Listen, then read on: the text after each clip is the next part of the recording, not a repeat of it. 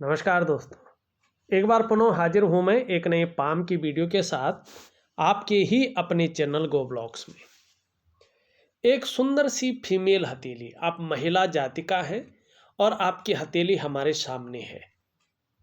हथेली का आकार अगर आप देखें तो पूरी तरह से आयताकार हथेली है, जिसमें बोलने से ज़्यादा काम चलता हो या मस्तिष्क से ज़्यादा काम चलता हो, ऐसा करियर आपके लिए तरक्की देने वाला रहेगा, आपके लिए उन्नति देने वाला रहेगा और सुकून देने वाला रहेगा। जिसमें शारीरिक मेहनत की बहुत ज़्यादा ज़रूरत पड़ती हो, भागा दौड़ी का बहुत ज़्यादा ज़रूरत पड़ती हो, ऐसा करियर आपके लिए बहुत ज़्यादा सुटेबल नहीं रहेगा। दूसरी एक बात का हमेशा ध्यान रखिएगा कि आपकी जो कर्म की उंगली है ये पूरी तरह से सूर्य की ओर झुकी हुई है। बहुत ज़्यादा मेहनत और बहुत ही ज़्यादा परिश्रम करने के बाद ही चीज़ों में आपको सफलता मिलती है और आगे भी यही चीज़ अनवरत रूप से बनी रहेगी। जब आप बहुत ज़्यादा मेहनत करेंगे, बहुत ज़्यादा परिश्रम करेंगे, तब जाके चीज़ों में आपको सफलता मिलेगी। और हो सकता है कई बार जो है दौड़ा धूपी का काम भी आपको जीवन में करना पड़े, मिडिल फिंगर के कारण, शनि के कारण। अब यहाँ पे देखेंगे, जब आप हाथ को देखते हैं तो आपकी नज़र इस क्षेत्र पे विशेष रूप से पड़ रही है। एक तो यहाँ पे पूरी तरह से आप देखेंगे तो इस प्रकार के यहाँ पे चिन्ह बन रहे हैं, ठीक है ना। ये मुख्य रेखाएं हैं, बाकी लकीरें भी हथेली में एक दूसरे को काट रही है, ठीक। और हथेली को देख के एक चीज समझ में आ रही है कि ऐसा नजर दोष है जो 11 सवालों को खड़े कर रहा है, ठीक। अब देखिएगा, ये नजर दोष होता है हथेली में जो नेगेटिव ऊर्जा व्यक्ति के अंदर प्रोवाइड करता है और इसका प्रभाव आपके वर्तमान जीवन को सबसे ज़्यादा प्रभावित करता है। और पहला इसका प्रभाव पड़ता है आपके मन और आपके मस्तिष्क पे, जो पड़ रहा है। कहीं ना कहीं उलझन की स्थिति बनी हुई है, कन्फ्यूजन की स्थिति बनी हुई है, दुविधा की स्थिति बनी हुई दिखाई दे रही है। और जो आपकी निर्णय लेने की शक्ति है उसको ये छीन कर रहा है। आप सही से डिसीजन ले नहीं पा रहे हैं, कन्फ्यूज है, करें न करें, ऐसे करेगा तो ऐसा होगा, न करेगा तो क्या करें, मानी कन्फ्यूज में है, उलझन में है, दुविधा में है, निर्णय लेने की शक्ति है ही नहीं। और ऐसे में व्यक्ति निर्णय ले भी लेता है तो वास्तव में वो गलत निर्णय लेता है, जिसके लिए जीवन में उसका भुगतान करना पड़ता है। दूसरा इसका प्रभाव आपकी आर्थिक सेहत पे पड़ता है। ये आर्थिक रूप से आपको बीमार करती है, कर रही है, आप जो मानो ना मानो, लेकिन कर रही है। या आपके हथेली में या तो पैसा ही नहीं बचता है, या तो आप पैसा का मैनेजमेंट नहीं कर पाते हैं, या तो जो है पैसों के मामले में संघर्ष दिखाई दे रहा है। ये लकीरें होती हैं तो व्यक्ति को जो है दरिद्रता की ओर घसीटती है, उसके आर्थिक ग्राफ को नीचे खिसकाती है। और तीसरा इसका प्रभाव आपके स्वास्थ्य पे पड़ता है, चाहे वो शारीरिक स्वास्थ्य हो, चाहे वो मानसिक स्वास्थ्य हो, उसमें बहुत ज़्यादा विकार आने बैठ जाते हैं। माने कभी भी व्यक्ति कोई ना कोई चीज़ लगी रहेगी। कभी व्यक्ति जो है ऐसा नहीं होगा कि व्यक्ति स्वस्थ है, शारीरिक मामले में, मानसिक मामले में कहीं ना कहीं विकार रहते हैं और इसका प्रभाव पड़ता है। चौथा इसका प्रभाव आपके रिश्तों पे पड़ता है। रिश्तों में विघटन की स्थिति आ जाती है, रिश्तों में जो है दरार की स्थिति आ जाती है, व्यक्ति रिश्ते नहीं बना पाता है, रिश्तों का फायदा नहीं उठा पाता है, रिश्ते कहीं न कहीं अस्त व्यस्त हो जाते हैं। और पांचवा इसका प्रभाव आपकी जो डेवलपमेंट है, आपकी जो प्रोग्रेस है, उस पर बहुत ज़्यादा पड़ता है। ऐसे में जो है कहीं ना कहीं जो आपके कार्य हैं उसमें अड़चने आ जाती हैं, कार्य विलम्ब होते हैं, आपका सफलता का स्तर को ये घटाती है और बड़े तीव्र रूप से ये 5 प्रभाव आपके जीवन पर पड़ते हैं। और देखिए, जब तक इसका प्रभाव रहेगा तब तक व्यक्ति कुछ नहीं कर पाता है। संघर्ष के अलावा, तकलीफ़ों के अलावा, परेशानियों के अलावा उसके पास बाकी चीज़ें कुछ भी नहीं रहती हैं। यहाँ तक कि उसकी निर्णय लेने की क्षमता भी अपने पास नहीं रहती है। अब इसके लिए क्या किया जाए? जीवन पे तो बहुत गहरा प्रभाव डाल रहा है। इसके लिए एक वनस्पति स्नान होता है, जिसे प्राकृतिक क्रिया कहते हैं। कुछ ऐसे द्रव्य हैं, कुछ ऐसी प्रक्रिया है जो पानी में डाल के स्नान किया जाता है। एक विधि होती है, एक समय होता है, और उसके साथ साथ कुछ द्रव्य हैं जो अपने जो है शरीर पे लगाए जाते हैं। ठीक है ना? ये विज्ञान है, तो ये प्रैक्टिकल रूप से चीज़ों को करता है। और धीरे धीरे उसके साथ साथ क्या करना पड़ता है? एक दिव्य योग ध्यान क्रिया, एक प्रकार का योगा है जो नजर दोष को खत्म करता है।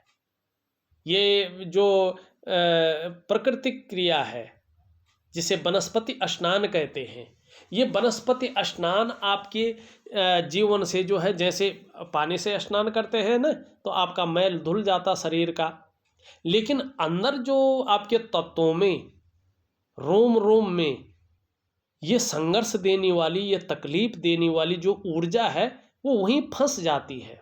तो उसको निकालने के लिए वनस्पति स्नान और उसके साथ साथ एक प्रकार का योगा किया जाता है जो चीज़ों को बाहर निकालता है। और चीज़ें कब बाहर निकलेंगी? जब आपके शरीर के अंदर जो पंच तत्व है ना, वो मजबूत स्थिति में आएगा और शरीर के जो सातों चक्र है वो एक्टिव हो जाएंगे और गर्मी पैदा करेंगे, घर्षण पैदा करेंगे, और उससे ये जगह जगह जो फंसी हुई आपकी नेगेटिव ऊर्जा है, ये फिर आपके रोम छिद्रों से बाहर आ जाती है। इसीलिए तो वनस्पति स्नान किया जाता है और अंदर से बाहर निकालने के लिए दिव्य योग ध्यान क्रिया की जाती है। तो ये दोनों चीज़ें मैं आपको दूंगा, इसको प्रॉपर तरीके से करेंगे तो निश्चित ही लाभ होगा। दूसरी बात अगर यहाँ पे देखेंगे, इसका बड़ा महत्व होता है। जो चीज़ मैं दिखा रहा हूँ, ये आपकी इंडेक्स की फिंगर है और इसके नीचे का जो ये भाग है, ये भाग होता है बृहस्पति का।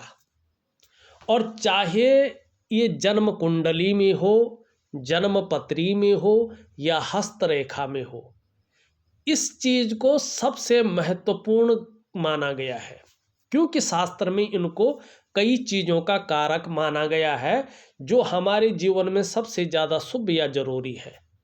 अब ये यहाँ पे क्या है, आपकी हथेली में बिल्कुल साधारण अवस्था में बैठे हुए हैं और आपके अंदर ये साधारणता देते हुए दिख रहे हैं, बिल्कुल सामान्य व्यक्तित्व देते हुए दिखाई पड़ रहे हैं। और ऐसे में ये कह रहे हैं, या किसी की भी हथेली में हो, चाहे महिला हो या पुरुष हो, आपके पास कितना भी ज्ञान हो, कैसी भी नॉलेज हो, उसको इम्प्लीमेंट करने के लिए प्लेटफॉर्म नहीं मिलता है। वो ज्ञान धरा का धरा रह जाता है, वो नॉलेज आप ही के पास रह जाती है, कोई फ़ायदा नहीं देती है। ठीक है ना? और चाहे आपका विवाह हो, ऐसे लोगों का अगर विवाह नहीं हुआ है तो विवाह में देरी होने के संकेत होते हैं, विवाहों में अड़चन आती है, विवाह समय पे नहीं हो पाता है। और अगर विवाह हो गया हो तो वैवाहिक जो सुख मिलना चाहिए व्यक्ति को, उस सुख का व्यक्ति भोग नहीं कर पाता है, चाहे वो महिला हो या पुरुष हो। ठीक है ना?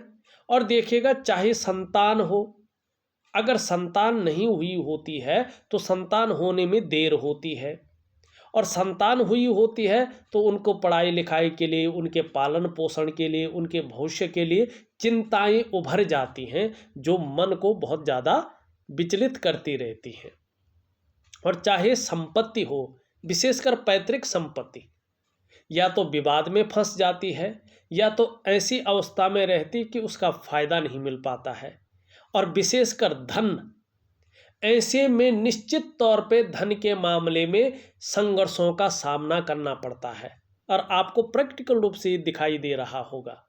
और सभी प्रकार के जो सुख हैं जो मानव जीवन के लिए चाहिए ही चाहिए, बृहस्पति कमजोर होने से वो सुख वास्तव में प्राप्त नहीं हो पाते हैं। ठीक है ना? और देखिए दूसरी बात है, ऐसे लोगों को समय पे गुरु नहीं मिलता है, मानी अच्छी राह देने वाला, अच्छा दिशा दिखाने वाला व्यक्ति नहीं मिलता है, और कहीं ना कहीं जीवन में बड़ा संघर्ष करना पड़ता है और अपने आप को अकेला महसूस करते हैं अगर आपका गुरु खराब है। दूसरी बात, शिक्षा का क्षेत्र है, इंजीनियरिंग का क्षेत्र है, मेडिकल का क्षेत्र है, चाहे कोई भी डिपार्टमेंट हो, मेडिकल का क्षेत्र है, चिकित्सा का क्षेत्र है, वाणिज्य का क्षेत्र है, मैनेजमेंट का क्षेत्र है और कानून का क्षेत्र है। ऐसे लोग इसमें कार्य करने की सोच रहे हैं, चाहे अपना हो चाहे नौकरी हो, या कार्य कर रहे हैं तो उन्हें उन्नति नहीं मिल पाती है, और अपने से बड़ों का, चाहे उम्र में बड़ा हो चाहे पद में बड़ा हो, सपोर्ट नहीं मिल पाता है। तो आपका बृहस्पति यहाँ पे बहुत ज़्यादा खराब है, इस प्रकार के परिणाम दे रहा है। साथ साथ में जो है नेगेटिव ऊर्जा, नज़र दोष है। अब इस चीज से सवाल खड़े हो रहे हैं जो आपने पूछे हैं। सबसे पहला आपका सवाल है, परेशानी बहुत रहती है जी, ये आपका किसके कारण परेशानी है? इस नज़र दोष के कारण और बृहस्पति के कमजोर होने के कारण। पूजा और मंत्रों आदि में मग्न रहती हैं। दूसरा सवाल ये है, अब ये चीज बताता है, ये कर्म करने नहीं देता है व्यक्ति को। पूजा तो सब करते हैं, वर्शिप सब करते हैं ना, चाहे किसी भी पंथ का हो, किसी भी धर्म का हो, किसी भी जाति का हो, अपनी पूजा सब करते हैं। लेकिन ये जिज्ञासा बढ़ाता है, ये जो चीज है ये जिज्ञासा बढ़ाती है, और व्यक्ति कहीं ना कहीं तंत्र की ओर, रहस्यमय विद्याओं की ओर, उसकी खोज करने की ओर निकल जाता है, और थोड़ा सा वो पूजा, वो पाठ बहुत ज़्यादा काम नहीं आती, वो व्यक्ति को और ज़्यादा उलझाती है और ज़्यादा नीचे की ओर ले जाती है। ठीक है ना, क्योंकि बिना गुरु का मंत्र सफल नहीं होता है। कभी भी देखना आप, आजकल तो लोग यूट्यूब में देखते हैं, आजकल लोग जो है उसमें टीवी वगैरह में सुनते हैं, जो अच्छा लगा उनको वो करने बैठ गए। उसका सार का नहीं पता, उसकी विधि का नहीं पता, वो किस लिए किया जाता ये नहीं पता, आज ये पकड़ा कल वो पकड़ा परसों वो पकड़ा, करते रह गए। ऐसे कोई फायदा नहीं होता है। अगर आपने, गुरु ने आपको केवल ओम का ही मंत्र दिया है ना, वही आपको पूरी तरह से पार लगा लेगा, आपके जीवन को दिव्य बना लेगा। लेकिन अगर गुरु ने कुछ नहीं दिया, आपने लाखों करोड़ों मंत्र कर लिए ना, कुछ भी नहीं होगा। ठीक है ना। अब देखिएगा, जॉब करनी चाहिए या बिजनेस करना चाहिए। व्यापार के तो योग बन नहीं रहे हैं, और अभी तो बन ही नहीं रही है। अगर करेंगे तो वो मैं समय बताऊंगा आपको कब करना है, ये आपकी हथेली बता रही है। अगर नेगेटिव ऊर्जा बृहस्पति आपका ठीक हो गया तो उसके बाद आप व्यापार कर सकती हैं। अब यहाँ पे देखें, पैसों के प्रति बहुत ज़्यादा आकर्षण आपका रहता है, ये अमूमन होता है। एक तो इसका कारण है आपका बुध की उंगली का सूर्य की ओर झुकना। जब ये सूर्य की तरफ झुकती है तो धन कमाने की ललक बहुत ज़्यादा बढ़ जाती है, पैसों के प्रति आकर्षण बढ़ जाता है। ठीक है ना। अब आपका जो है पांचवा सवाल है, 4 सवाल हमने पूछ लिए हैं, आपका 5वां सवाल है, सोशलिज्म नहीं होती, अपने में खोई रहती है। ये चीज़ ही बता रही है इस चीज़ को। ठीक है ना। मेन कारण यही है, सास से बहुत ज़्यादा नफरत पाल रखी है, कुछ भी सुन नहीं पाती। ये समझ में नहीं आ रहा है, कोई बहू कितनी भी दुष्ट हो या सास दुष्ट हो तो कभी नहीं कहेगी कि सास से मैं नफरत करती हूँ, मैं उनकी नहीं सुनती हूँ। हो सकता किसी और ने लिख के दिया हो, लेकिन फिर भी देखो, हथेली में अगर नेगेटिव ऊर्जा हो और हृदय की लकीर इस प्रकार से अनबैलेंस हो तो निश्चित ही रिश्ता व्यक्ति निभा नहीं पाता है। रिश्ते में के मैनेजमेंट में बहुत कमी रहती है और व्यक्ति हंसी का पात्र भी बन जाता है ऐसे में। ठीक है ना। तो इसका कारण नेगेटिव ऊर्जा है। शारीरिक स्वास्थ्य ठीक नहीं रहता, कमज़ोर है, सेहत नहीं बन पाती। मैंने सबसे पहले आपको यही बताया था जब मैं इस नज़र दोष के बारे में बता रहा था कि चाहे शारीरिक स्वास्थ्य हो चाहे मानसिक स्वास्थ्य हो, ये ज़बरदस्त प्रभाव देता है, विकार उत्पन्न करता है। और आपने भी वही सवाल लिखा। आपका 8वां सवाल है, ये है काम में जल्दबाजी के कारण ठीक से नहीं कर पाती और जल्दी करते हुए निष्ठा से काम नहीं कर पाती। ये बृहस्पति के कारण है, क्योंकि बृहस्पति अगर खराब होता है तो चीज़ों में यश की प्राप्ति नहीं देता है, सुख नहीं प्राप्त करता है। सरकारी जॉब है क्या, कब तक मिलेगी? सरकारी जॉब के लिए जो है 3 ग्रह बहुत जरूरी है पुष्ट होना उनका। उसमें सबसे पहला है आपका गुरु का, दूसरा है आपका चंद्रमा का, तीसरा है आपका सूर्य का। लेकिन यहाँ पे जो है न तो गुरु ठीक है, न चंद्रमा ठीक है, और न सूर्य ही अच्छी बलिष्ठ अवस्था में है। लेकिन सरकारी योग नहीं है और कब तक है ये भी नहीं बता पाऊंगा। लेकिन आप अपने अंगूठे को देखें तो इस प्रकार के यहाँ पे चीज़ें बन रही हैं और करियर और धन की रेखा इस तरह से जा रही है। जीवन काल के 41वें वर्ष से व्यापार के सुंदर योग बन रहे हैं। जीवन काल के 41वें वर्ष से 40वां वर्ष जब पूरा हो जाएगा, 41 ईयर जब आएगा, तब से व्यापार के योग बन रहे हैं आपके खुद के, ठीक है ना। और प्रत्येक दिन आपकी हथेली में पैसा आएगा, आपकी लकीरें बता रही है। आपको वाहन का सुख मिलेगा। 41 से लेके 45वें के बीच में 100% वाहन का सुख मिल जाएगा। अपने कमाए हुए पैसों से पहले तो 45वें वर्ष तक, नहीं तो 46वें वर्ष तक आपको अपने घर की प्राप्ति हो जाएगी और अपना व्यापार निश्चित रूप से आपका होगा। दूसरी बात ये चीज़ कह रही है, अगर आपने नज़र दोष को ख़त्म करवा लिया तो निश्चित रूप से 42वें वर्ष में अचानक जीवन में बहुत बड़ी तरक्की आ रही है। ये अचानक जीवन में तरक्की को बता रहा है। धन, प्रतिष्ठा, मान, सम्मान सभी चीज़ों में बढ़ोतरी हो जाएगी। निर्धन नहीं रहेंगी, गरीब नहीं रहेंगी। लेकिन जब आपके अंदर बहुत बड़ी जो है छलांग लगा लेंगी तो आपके अंदर ईगो प्रॉब्लम आएगी। इससे बच के रहना है, क्योंकि धार्मिक भी हो जाएंगी। धर्म और कर्म के कार्यों में भी आप बढ़ चढ़ कर हिस्सा लेंगी। दान पुण्य से संबंधित चीज़ों में ये अच्छा दिखा रहा है और धन के लिए ये योग बहुत अच्छा है, लेकिन 41वें वर्ष से है। व्यवसाय इत्यादि को चीज़ों को दिखा रहा है, लेकिन 41वें वर्ष से दिखा रहा है। और 42वें वर्ष से देखें तो व्यवसाय में विशेष प्रकार की तरक्की भी दिखाई दे रही है। अब जो है ठीक आपका 10वां प्रश्न भी इसी के अंतर्गत है। 10वां प्रश्न आपने किया है, व्यापार मेरे लिए ठीक है कि नहीं। इनके पति के लिए फार्मेसी, पति ने जो है फार्मेसी की है, तो व्यापार वाइफ के नाम से खोला है पर अभी शुरू नहीं किया है। मुझे जाना चाहिए कि पति को किसे जाना चाहिए और किसे जॉब करनी चाहिए। आपके पति को जॉब ही करनी चाहिए और आपको ठीक 41वें वर्ष से अपने व्यापार की ओर जाना चाहिए। और 11वां आपने जो प्रश्न किया है उसमें लिखा है आपने उपाय बताइए। तो उपाय में जो है आपको लिख करके और ऑडियो के माध्यम से भेज रहा हूँ।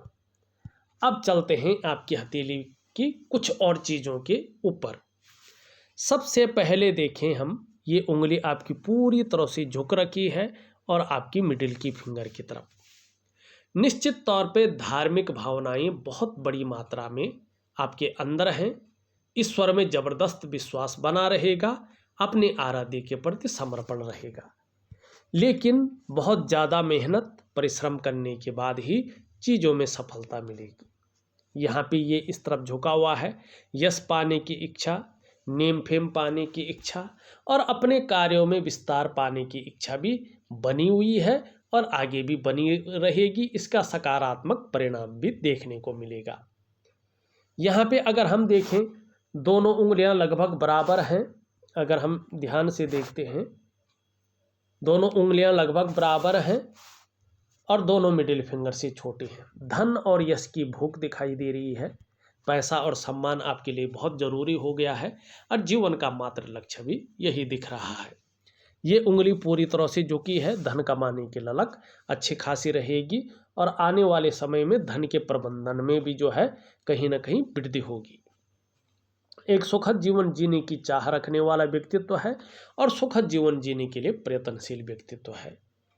हृदय रेखा सीधा आके जो है बृहस्पति को टच कर रही है, केवल बृहस्पति पे पहुंच नहीं रही है। सुबह उठते ही 3 चीज़ों पे बहुत ज़्यादा ध्यान जाता हुआ दिखाई दे रहा है। उठते ही पैसा कमाने की और ध्यान जाएगा, उठते ही फिजिकल बॉडी की तरफ ध्यान जाता हुआ दिखाई दे रहा है और उठते ही अपने कामों का विस्तार कैसा हो, उनका फैलाव किस प्रकार से हो और उस परिस्थिति तक कैसे पहुंचा जाए, इस पे ध्यान जा रहा है।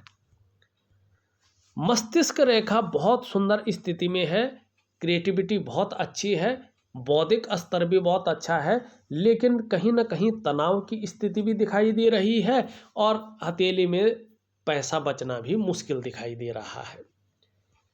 यहाँ पे जीवन की रेखा देखें, ये बहुत सुंदर है।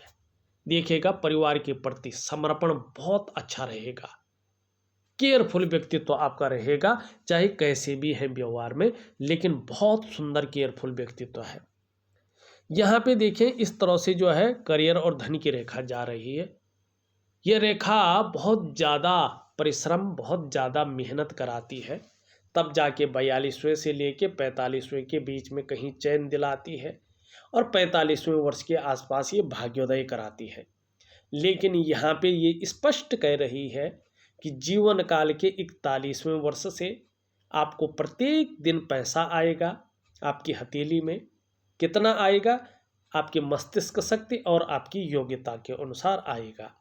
आपको वाहन का सुख मिलेगा ही मिलेगा, आपको अपने कमाई हुए पैसों से अपने घर का सुख मिलेगा और आपको अपने व्यापार का सुख मिलना ही मिलना है।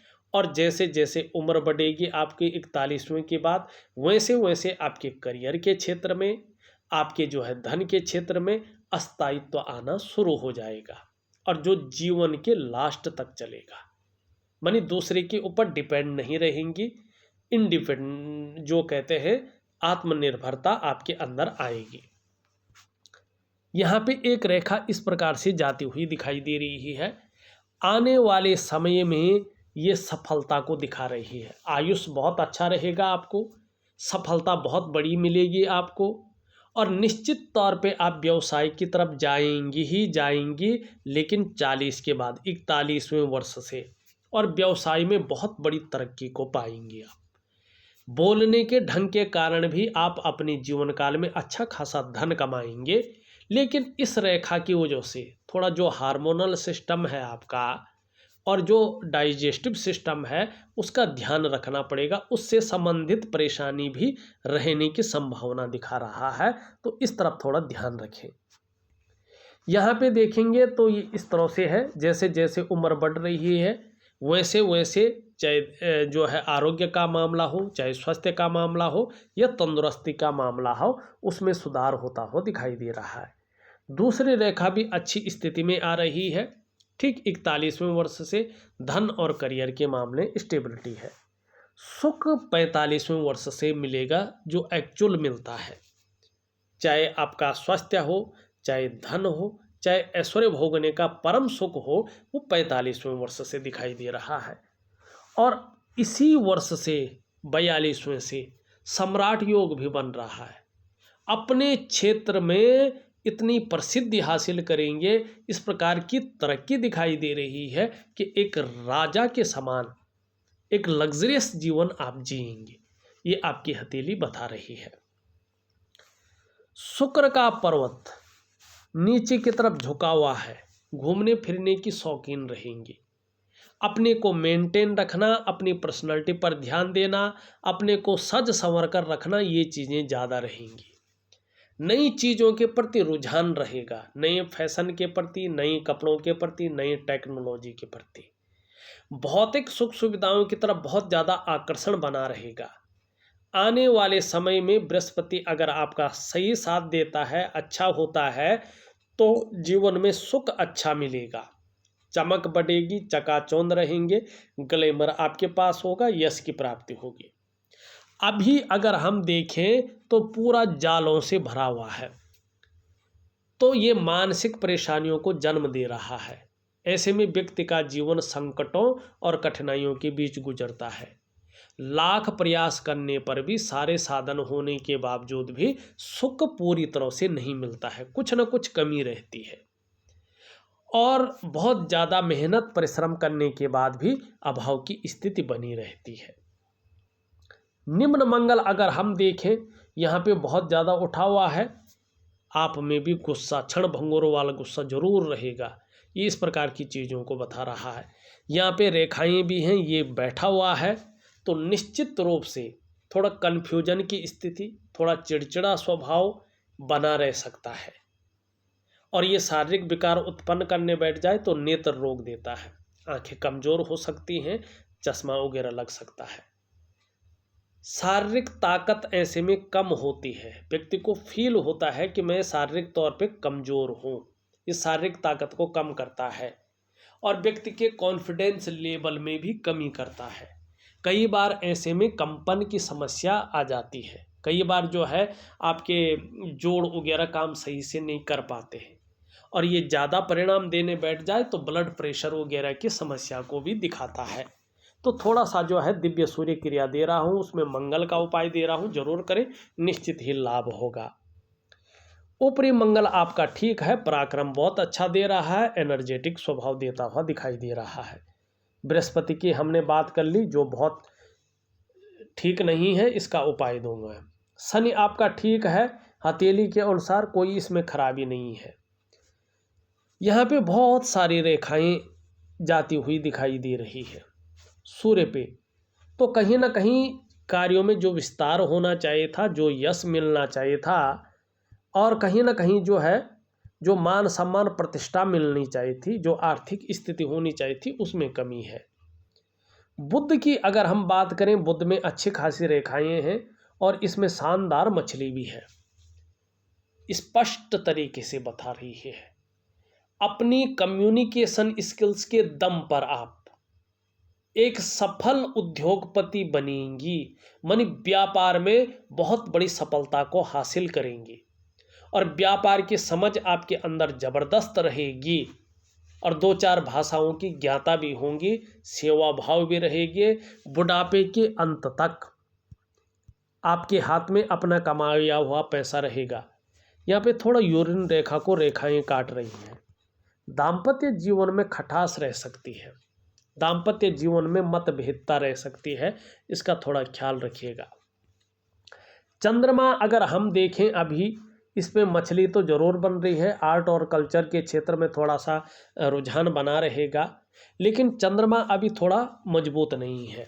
और जब चंद्रमा इस प्रकार से होता है तो मन गड़बड़ रखता है, मानसिक परेशानी बनी रहती है, भावुकता रहता है, इमोशनली थोड़ा परेशान रह सकती हैं, कभी कभी कार्यों में मन नहीं लगेगा, मन बेचैन रह सकता है, भटक सकता है, व्याकुल हो सकता है, और डाइजेस्टिव सिस्टम का आप ध्यान रखेंगे। ऐसे में माँ का सुख नहीं मिलता है, ठीक है ना, चाहे सास हो, चाहे जो है अपनी माँ हो, उसका सुख मिलना थोड़ा कठिन होता है, और कभी कभी नींद आने में दिक्कतों का सामना करना पड़ता है। शरीर का जो हार्मोनल सिस्टम है वो भी थोड़ा वीक रहता है। तो इसके लिए मैं उपाय दे रहा हूँ, जरूर करिएगा, निश्चित ही लाभ होगा। इस वीडियो में बस इतना ही। एक नई वीडियो के साथ पुनः उपस्थित होऊंगा, तब तक के लिए नमस्कार।